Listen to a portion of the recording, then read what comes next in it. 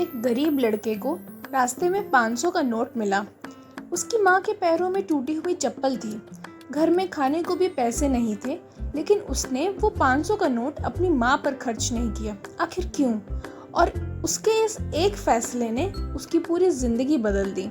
सुनिए ये कहानी, गरीब लड़का और माँ की चप्पल। बरसात का मौसम था, सड़कें कीचड़ से भरी हुई थी। 12 साल का अर्जुन रोज की तरह नंगे पैर स्कूल जा रहा था। उसके पिता नहीं थे और उसकी माँ लोगों के घरों में बर्तन धोकर घर चलाती थी। एक दिन स्कूल में एक लड़के ने उसकी फटी हुई कमीज और नंगे पैर देखकर मजाक उड़ाया। अरे देखो, इसके पास पहनने के लिए चप्पल तक नहीं है। पूरी क्लास हंसने लगी। अर्जुन कुछ नहीं बोला, लेकिन उसकी आंखें भर गई थी। उस शाम वह घर पहुंचा तो देखा कि माँ बुखार में भी काम से लौट रही थी। उसके पैरों में पुरानी टूटी हुई चप्पल थी, जिसे उसने कई जगह से धागों से बांध रखा था। अर्जुन ने पूछा, माँ तुम नई चप्पल क्यों नहीं खरीद लेती? माँ मुस्कुराई और बोली, बेटा इस महीने तेरे स्कूल की फीस भरनी थी ना। उस रात अर्जुन बहुत देर तक सो नहीं रह पाया। अगले दिन स्कूल जाते समय उसे रास्ते में 500 का एक नोट पड़ा मिला। उसके मन में ख्याल आया, इससे माँ के लिए नई चप्पल खरीद दूंगा।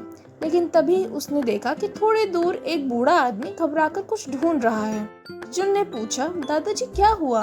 बूढ़े आदमी ने कहा, बेटा मेरी दवा के पैसे कहीं गिर गए हैं, अगर नहीं मिले तो आज दवा नहीं ले पाऊंगा। अर्जुन ने अपनी मुट्ठी में दबा हुआ 500 का नोट देखा। एक पल के लिए उसे अपनी माँ की टूटी हुई चप्पल याद आई। फिर उसने वह नोट बूढ़े आदमी को दे दिया। बूढ़े आदमी की आंखों में आंसू आ गए।